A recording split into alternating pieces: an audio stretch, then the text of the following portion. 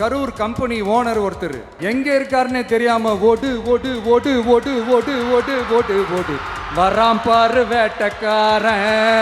இந்த கரூர் சம்பவத்துக்கே வில்லன் அவர் தாங்க.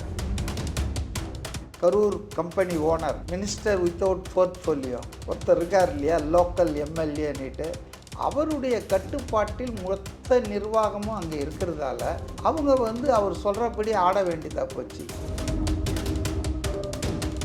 இன்றைக்கி அதை தான் சொன்னார் திரு விஜய். நான் கூட ஏதோ போலீஸ் தான் எங்களை கொண்டு வந்து இங்கே சேர்த்தாங்க அப்படின்னு ரொம்ப நம்பிட்டு வாழ்த்தெல்லாம் தெரிவித்தேன். அப்புறம் தான் தெரிஞ்சது அவங்க ஒரு பெரிய நாடகத்தை நடத்தியிருக்காங்கன்ட்டு. ஸோ இதெல்லாம் போலீஸ் இப்படி நடந்துக்கினது காரணமே இந்த ஒரு நபர் தான். இன்னைக்கு பண்ணுற போலீஸு ஏன் அன்னைக்கு பண்ணாமல் விட்டுச்சுன்னா, it was a political aim. இது ஒரு பெரிய சாதனைங்க. 2 மாசத்துல லஞ்சம் வாங்குறவெல்லாம் அலற ஆரம்பிச்சிட்டான். கொண்டு போய் கொடுத்தா கூட ஐயோ ஐயோன்றான். மருத்துவம் முதல் பொறியியல் வரை உங்கள் கனவுகளுக்கு சரியான முகவரி Indira group of educational institutions. Call 9841385858. Holidays நாளே அது நம்ம GT ஹாலிடேஸ் தான். You know you are special when you're with GT Holidays. நிறைவான தருணங்கள் NAC ஜுவல்லர்ஸுடன். சிட்டி ஃபாக்ஸ் நேயர்களுக்கு வணக்கம். இன்னைக்கு நம்மளோட நேர்காணல்ல அரசியல் விமர்சகர் மதிவாணன் சார் இணைஞ்சிருக்காங்க. வணக்கம் சார். வணக்கம். ஸோ இன்னைக்கு பார்த்தீங்கன்னா தமிழக முதலமைச்சர் விஜய் அவர்கள் கரூர் பயணம் போயிட்டு வந்திருக்காங்க. அங்கே அவங்க போயிட்டு வரல, அங்கேயே தான் இருக்காரு, இன்னும் புறப்படல, திரும்பி வரல. ஸோ அங்கே அவங்க பேசின அந்த ஒவ்வொரு விஷயமும் பார்த்தீங்கன்னா ரொம்ப ஒரு ஸ்ட்ரைட் ஃபார்வர்டான ஒரு பதிலடி தான் கொடுத்துருக்காங்க அப்படின்னு சொல்லலாம். அண்ட் அதுக்கு முன்னாடி நான் சொல்லணும்னு நினச்சது என்னன்னா, இதுக்கு முன்னாடி வெறும் தாவேகா தலைவராக விஜய் அவர்கள் இருக்கும் பொழுது கரூர் கூட்டத்தில் எந்த ஒரு ப்ரொடெக்ஷனும் இல்லாத பட்சத்தில் இன்னைக்கு சிஎம் அவங்க போகும்பொழுது அந்த ப்ரொடெக்ஷன் பார்த்தீங்கன்னா ரொம்பவே அழகாகவும் ஒரு நீட்டாக இருந்தது. எந்த ஒரு குளறுபடியும் இல்லாமல் ரொம்ப நீட்டாக இருந்தது. அந்த ஒரு விஷயத்தை நீங்கள் எப்படி பார்க்குறீங்க சார்? சாதாரணமாகவே முதலமைச்சர், பிரதமர் இது மாதிரி பதவியில் இருக்கிறவங்க போகிறாங்கன்னு சொன்னால் அதுக்கான பாதுகாப்பு ஏற்பாடுகள் ரொம்ப ஹை லெவலில் இருக்கும். உயர்மட்ட பந்தோபஸ்துன்னுவாங்க, அது இருக்கும். அதில் நம்ம அது ஆச்சரியம் இல்லை. ஆனால் இது மற்ற விவிஐபியாக இருக்கிற பாப்புலர் லீடர்ஸ் போனாலும், மக்கள் க்ரௌட் புல்லர்ஸ்ன்னு சொல்லுவாங்க, மக்கள் அதிகமாக இருக்கக்கூடிய தலைவர்கள் போனாலும் அதற்குரிய பாதுகாப்பை செய்யணும். அதை இப்போ செய்திருக்கிற காவல்துறை, அவர் தாவேகா தலைவராக செப்டம்பர் 27 கரூருக்கு போகும்போது பிரச்சாரத்துக்காக செய்யலை. அது டெலிபரேட்டாக அதை அவங்க அவாய்ட் பண்ணாங்க அப்படின்றது தான் நம்முடைய குற்றச்சாட்டு. அதனால தான் இந்த ஒரு பெருந்துயர சம்பவம் நடந்தது. இல்லைன்னா இதை தவிர்த்திருக்கலாம் அப்படின்றது தான் என் போன்றவர்களுடைய உறுதியான கருத்து. அதுக்கு காரணம் அரசியல் காரணங்கள் தான். அதாவது நிர்வாகத்தை செயலிழக்க பண்ணிட்டாங்க. இப்போது சாதாரணமாக நீங்கள் பார்த்தீங்கன்னா, திரு விஜய் அவர்கள் ஒரு 5-6 வாரம் சனிக்கிழமைகளில் பல்வேறு ஊர்கள்லாம் போயிட்டு தான் கடைசியாக தான் இங்கே வந்தார். கடைசியானா ஒரு 4வது 5வது வாரத்தில் தான் கரூருக்கு வந்தார். அப்போது அங்கெல்லாம் எந்த பிரச்சனையும் வரல. இன்ஃபேக்ட் கரூரில் வந்த கூட்டத்தை விட திருச்சி கூட்டம் ஹெவி, திருச்சியில் வந்த கூட்டத்தை விட திருவாரூர் கூட்டம் ஜாஸ்தி. இப்போ கரூரில் மட்டும் ஏன் இந்த சம்பவம் நடந்தது? மற்ற இடங்கள்லாம் காவல்துறை எப்படி நல்லா ஒழுங்காக வேலை செஞ்சாங்க. அப்போ கரூரில் இருக்கிற காவல்துறையெல்லாம் மோசமான காவல்துறையா, இன்னெஃபிஷியண்ட்டாக? இல்லை. கரூரில் திட்டமிட்டு அவர்கள் கைகள் கட்டப்பட்டன. போத் கலெக்டர், எஸ்பி இவங்கெல்லாம் அந்த லோக்கல் சொன்னார் இல்லையா, Karur company owner, minister without portfolio ஒருத்தர் இருக்கார் இல்லையா, லோக்கல் எம்எல்ஏன்னுட்டு. அவருடைய கட்டுப்பாட்டில் மொத்த நிர்வாகமும் அங்கே இருக்கிறதால அவங்க அவர் சொல்கிறபடி ஆட வேண்டியதாக போச்சு. எந்த இடம் தகுதி இல்லையோ அந்த இடத்த தான் அவங்க தலையில் கட்டினாங்க. அதே போல் இவ்வளோ பெரிய கூட்டம் வருதுன்னா, இவர் ஒரு மிகப்பெரிய தலைவர், ஏற்கனவே 5 வாரம் பல இடங்களில் பார்த்துருக்காங்க, இன்டெலிஜென்ஸ் வந்திருக்கோம். அப்போ அதுக்கு உரிய ஏற்பாடுகளை இன்றைக்கி பண்ணுறாங்கல்ல, எவ்வளோ நீட்டாக இருக்குது. சில பொதுமக்களே சொல்கிறத நான் கேட்டேன் காதில். இந்த ஏற்பாட்டில் பாதியை அன்றைக்கி பண்ணியிருந்தா கூட 41 பேர் செத்து இருக்க மாட்டாங்கன்னு. ஸோ டோட்டலாக வந்து அதை அப்படியே விட்டாங்க. ஏதாவது நடக்கட்டும்ன்றதுக்காக. ஏன் நீங்கள் கேட்கலாம், ஏன் நடக்கட்டும்ன்றாங்க, எப்படி அதை விட முடியும்னா there was a political motive behind it. இந்த டெலிபரேட் இன்றைக்கி அதை தான் சொன்னார் திரு விஜய். நான் கூட வந்து ஏதோ போலீஸ் தான் எங்களை கொண்டு வந்து இங்கே சேர்த்தாங்க அப்படின்னு ரொம்ப நம்பிட்டு வாழ்த்தெல்லாம் தெரிவித்தேன். அப்புறம் தான் தெரிஞ்சது அவங்க ஒரு பெரிய நாடகத்தை நடத்தியிருக்காங்கன்ட்டு. அவர் சொன்னது கரெக்டுங்க, ஒரு ஆனஸ்டாக சொல்கிறார். Now is in charge for police, as a chief minister is holding the home portfolio. ஆனால் அவர் ரொம்ப ஆனஸ்டாக சொல்கிறாரு, இது போல் வந்து போலீஸ் நினச்சிருந்தா கூட்டத்தை ரத்து பண்ணியிருக்கலாம், அனுமதியை ரத்து பண்ணியிருக்கலாம். முன்கூட்டியே எப்படி பெரம்பலூர்லேயே எல்லையிலேயே வந்து சார் கூட்டம் கட்டுக்கடுங்காமல் இருக்குது, டைம் வேறு எக்ஸீட் ஆகிடுச்சு, நீங்கள் போகாமல் இருக்கிறது நல்லதுன்னு நம்ம கேன்சல் பண்ணோம். காவல்துறை நம்மளை அட்வைஸ் பண்ணியிருக்கலாம், சார் இங்கே எதிர்பார்த்ததை விட கூட்டம் வந்துடுச்சு, நீங்கள் இப்போ உள்ளே போனால் பிரச்சனை ஆகும்னு. ஆனால் என்னை அங்கே கொண்டு வந்து சேர்த்ததே அவங்க தான். இந்த நாடகம் வந்து எனக்கு புரியாமல் நான் வாழ்த்தெல்லாம் நன்றியெல்லாம் சொன்னேன்னாரு. ஸோ இதெல்லாம் போலீஸ் இப்படி நடந்துக்கினது காரணமே இந்த ஒரு நபர் தான். அதனால தான் மற்ற எல்லா இடத்துலையும் இதை விட கூட்டம் அதிகம் வந்தும் ஏன் எந்த பிரச்சனையும் வரல.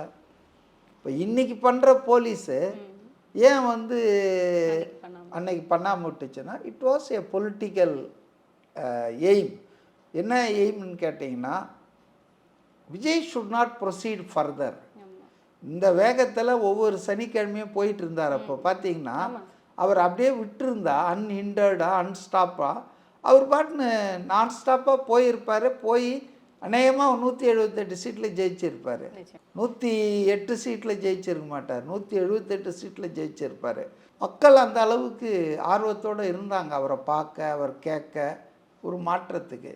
ஸோ அதை வந்து சரியாக கணிச்சு தான் அங்கே ஒரு பிரேக் போடணும். இனிமேல் அவர் வந்து வெளியே வர்றதுக்கே யோசிக்கணும். அது அவங்க நினைப்பு நடந்ததா இல்லையா? ஒரு 4 மாதம் டோட்டலாக இதாகி போச்சு இல்லை, கொலாப்ஸ் ஆகிடுச்சு இல்லை அவங்க கேம்பெயின். அதுக்கப்புறம் அவர் வந்து ஒரு முறைக்கு 2 முறை யோசிக்கிறார்ல. இன்னொரு சம்பவம் நடந்துட்டா அது இன்னும் மோசமாக போயிடும்ல. இப்போ அதனால் it was a political game. ஆனால் அதே சமயம் வந்து ஒரு தாவேக தலைவராக வந்துட்டு நீங்கள் கரூர் போகக்கூடாது அப்படின்னு சொல்லி தடை பண்ணீங்க. சரி, ஓகே, அதனால அது பரவாயில்ல. ஒரு எதிர்கட்சியாக இருக்கிறவங்க இல்லை ஒரு கட்சியினராக என்னை தாக்குறது பரவாயில்ல. ஆனால் இன்றைக்கி மக்கள் எனக்கு ஓட்டு போட்டு சிஎம் அப்படிங்கிற ஒரு பதவியை கொடுத்ததுக்கு அப்புறமும் நான் கரூர் போகக்கூடாதுன்னு பண்ணால் அது என்ன மாதிரியான ஒரு வேலை அப்படின்னு கேட்குறாங்க விஜய். கரூர் போகக்கூடாதுன்னு அவங்க என்ன பண்ணுறது? அவங்க சொன்னால் அவர் போலையா? இப்போ அதாவது அவர் கரூருக்கு போயாச்சுன்னா அங்கே போய் சில உண்மைகள் இன்றைக்கி பேசினார் பாருங்க, அது மாதிரி சில உண்மைகள் பேசினா மக்கள்கிட்ட தாங்கள் அம்பலம் ஆகிடுவோம்.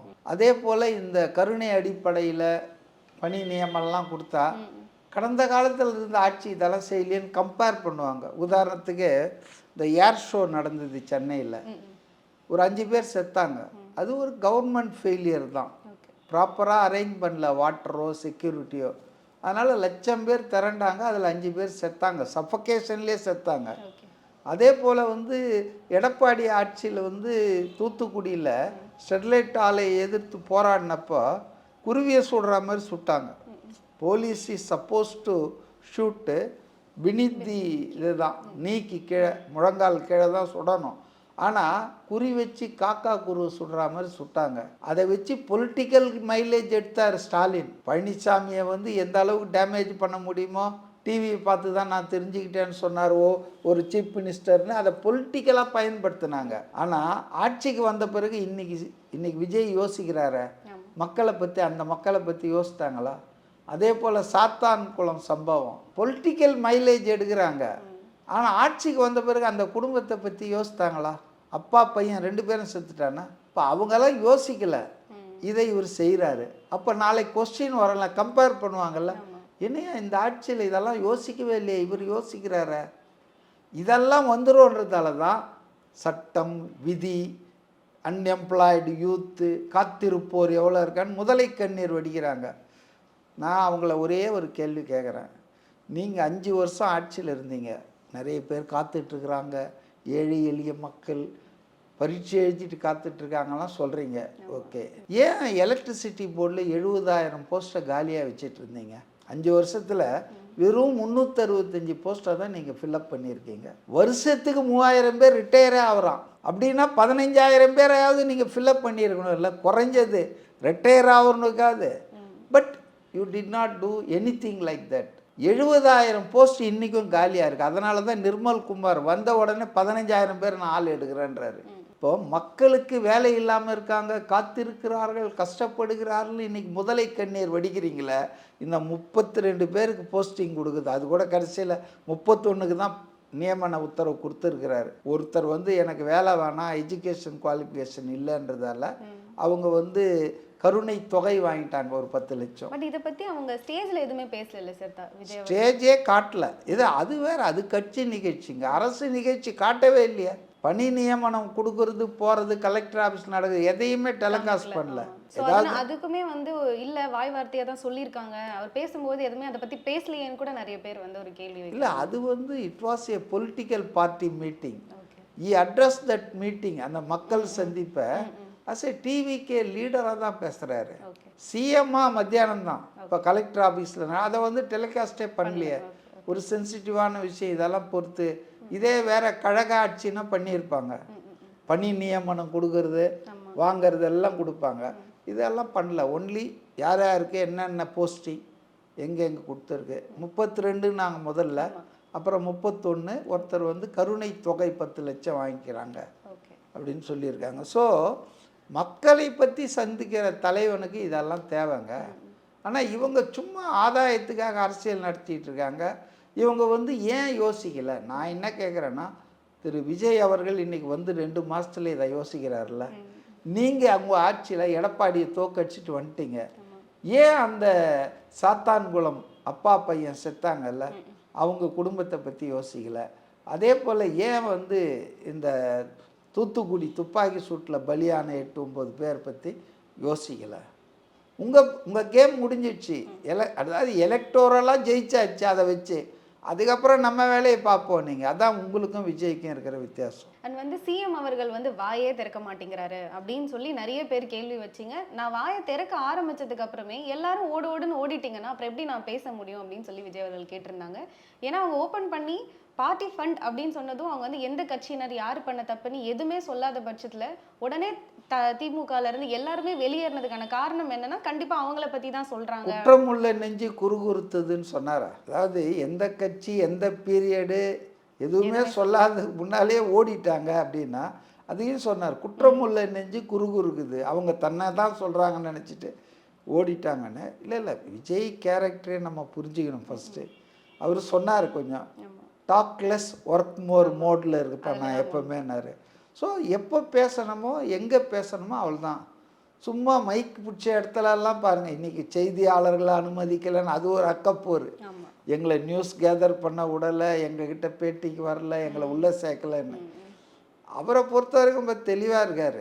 செய்திகள் போனோமா போட்டோம், ஆனால் நம்ம எப்போ பேசணுமோ அங்கே தான் பேசணும். தேவையில்லாமல் பேசி சர்ச்சையை என்னை கேட்டால் அதிகமாக பேசாமல் இருக்கிறது அவருக்கு நல்லது தான். இப்போ ஆதவ அர்ஜுனா ரொம்ப பேசுகிறாரு, விளைவு என்ன சுப்ரீம் கோர்ட் வரைக்கும் போயிடுச்சு விஷயங்கள். இப்போ சிபிஐக்கிட்டேயும் இப்போ விசாரிக்க போகிறாங்க.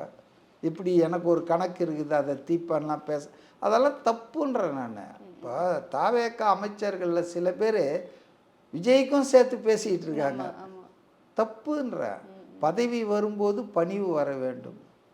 இப்போ சம்மந்தப்பட்ட இப்போ அன்றைக்கி கூட ஒரு டிபேட் போயிருந்தேன் நான். கீர்த்தனா இருக்காங்கள்ல தொழில்துறை அமைச்சர், அவங்க போய் ஏதோ ஒரு ஸ்கூலில் ஆய்வு பண்ணுறேன்னு பண்ணி அதை எவனோ ரீல் போட்டு கடைசியில் அந்த அம்மாவுக்கு வந்து நிறைய எதிர்ப்பு கிளம்பிச்சு.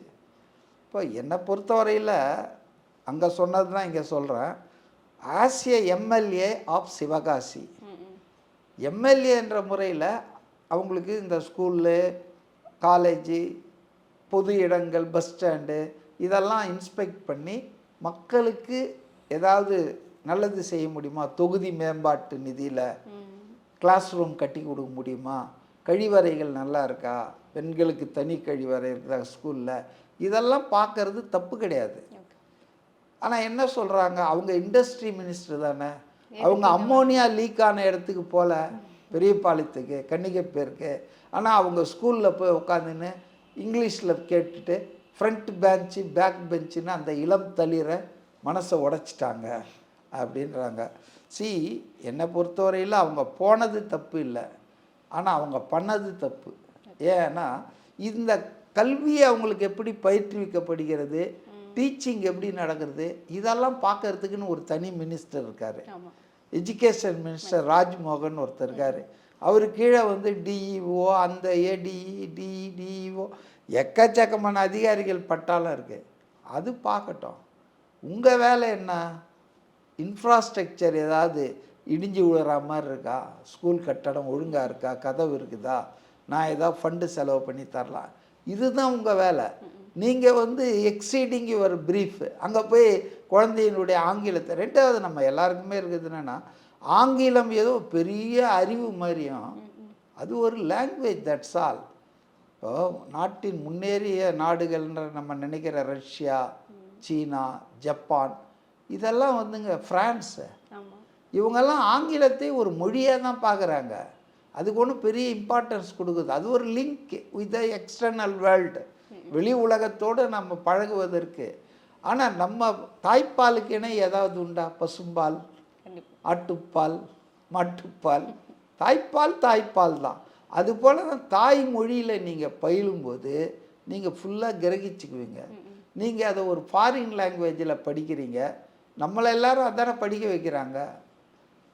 அவர் அப்பாவுக்கு டாக்டர் ஆகணும்னு ஆசை நிறைவேறலைன்னா பையனை டாக்டர் ஆகணும்னு நினைப்பார் இல்லையா? இவர் கனவெல்லாம் கொண்டு போய் அவன் தலையில் கட்டுவார்.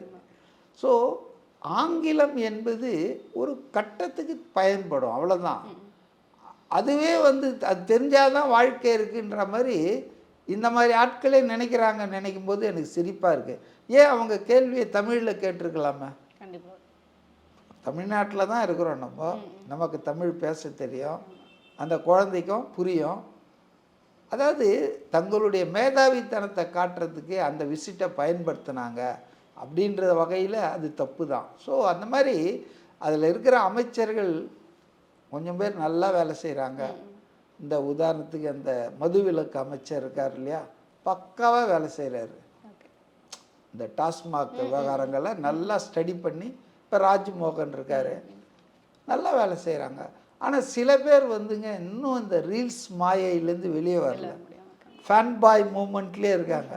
நவ் தே ஆர் மினிஸ்டர்ஸ், அதான் அவங்க பண்ணோம். பட் விஜய் பாருங்கள் எவ்வளோ அடாப்ட் ஆகிட்டார். ஒரு சூப்பர் ஸ்டார், சுப்ரீம் ஸ்டாராக இருந்தவர் அன்னைக்கு பார்க்குறேன், யாரோ ஒருத்தர் காணொலி போட்டாங்களாம் வீடியோ, இந்த Egmore children, women and children. அடுத்த நாள் சர்ப்ரைஸாக போய் இறங்கி எல்லாம் அந்த பிரசவ வார்டிலே போய் கம்ப்ளீட்டாக பார்க்குறாரு. நீங்கள் அதில் முக்கியமாக கவனிக்கணும், ஒரு மனுஷனை பற்றி, அதாவது உன்னை பற்றி தெரியணும்னா உன் நண்பனை பற்றி சொல்லுன்னுவாங்க. அதுபோல் ஒரு ஆளை பற்றி தெரிஞ்சிங்கன்னா அவர் எப்படி நடந்துக்கிறார் மற்றவங்க கிட்ட.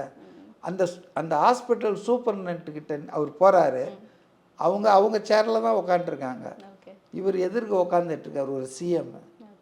நம்ம பார்த்த சிஎம்லாம் முதல்ல அங்கே தான் உட்காருவாங்க, மற்றவங்கெல்லாம் இப்படி இருப்பாங்க.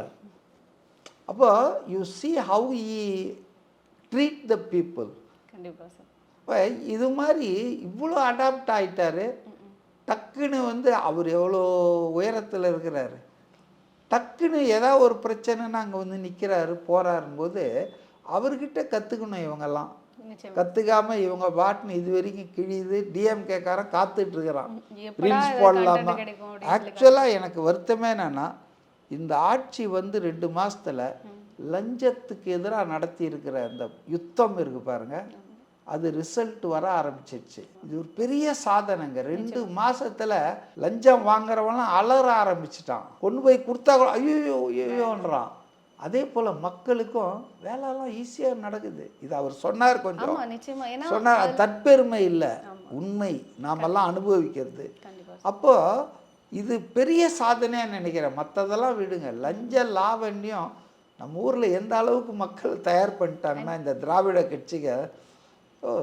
நல்ல மனுஷன் அவர். அண்ட் எல்லாத்துக்கும் மேலே அவங்க சொல்லியது என்னன்னா, மக்கள் என்கிட்ட சொல்றது என்னன்னா, மரியாதை கொடுக்குறாங்க, போனால் உட்கார வச்சு பேசுகிறாங்க அப்படின்னு சொல்கிறது வந்து ரொம்ப உண்மையிலேயே ரொம்ப ஒரு நல்ல விஷயமா தான் சொன்னாங்க. எத்தனை பேர் போலீஸ் ஆஃபீஸர்ஸு எல்லாரும் சஸ்பெண்ட் ஆகிட்டு இருக்காங்க, அரெஸ்ட் ஆகிட்டு இருக்காங்க, கம்ப்ளீட் ரெய்டு நடக்குது. அதனால் லஞ்ச லாவண்யம் இல்லாத தூய ஆட்சியினர், தூய சக்தி இதாது க்ளீன் கவர்னன்ஸ். அவர் தூய சக்தி, என் கட்சியில் இருக்கிறவங்களாம் தூய சக்தின்னு அவர் சொன்னதாக பல பேர் தப்பாக வியாக்கியானம் பண்ணிக்கின்னு விராலிமலை விஜயபாஸ்கர், கரூர் விஜயபாஸ்கர், வாஷிங் மிஷின்லாம் பேசிகிட்டு இருக்காங்க. அவர் என்ன சொன்னார்னா, my government will be a clean government, corruption free government. அதை என்ஷூர் பண்ணியிருக்காரு. முழுசாக முடிஞ்சிடுச்சுன்னு சொல்ல, 60 நாளில் இதெல்லாம் முடியாது. நான் சொல்ல வந்தது விட்டுட்டேன். நம்ம மக்களை எப்படி அவங்க ப்ரிப்பேர் பண்ணிட்டாங்கன்னா, திமுக அதிமுக, இவர் நல்லவருங்க. எப்படி நல்லவர்? காசு வாங்கினா கரெக்டாக முடிச்சு கொடுப்பாருங்க. அதாவது காசு வாங்கிறது தப்புன்ற அளவுக்கு போய் வாங்கினா ஏமாத்தாமல் முடிச்சு கொடுக்கறது இப்போ நாணயமாகி போச்சு. அந்த ஸ்டேஜில் நம்ம மக்களை கொண்டு வந்துட்டு நார்மலைஸ் பண்ணிட்டாங்க கரப்ஷனை.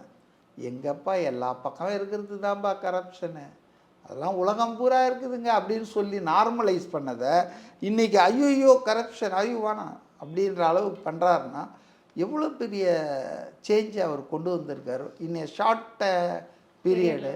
அதனால் எனக்கு என்னவோ இதுதான் பெஸ்ட்டு அச்சீவ்மெண்ட்டாக நான் பார்க்குறேன். ஸோ திமுக எம்எல்ஏ அவர்களை தான் வந்துட்டு விஜய் அவர்கள் வந்து ஓடுன்னு சொல்லிட்டு இந்த கரூரில் கம்பெனி ஓனர்னு சொன்னது அவர் தான் எல்லாத்துக்கும் கதாநாயகனா வில்லனான்னு தெரியல. இந்த கரூர் சம்பவத்துக்கே வில்லன் வந்து அவர் தாங்க. மருத்துவம் முதல் பொறியியல் வரை உங்கள் கனவுகளுக்கு சரியான முகவரி Indira group of educational institutions. Call 9841385858. Holidays-nale, அது நம்ம GT Holidays தான். You know you are special when you're with GT Holidays. நிறைவான தருணங்கள் என்ஏசி ஜுவல்லர்ஸுடன்.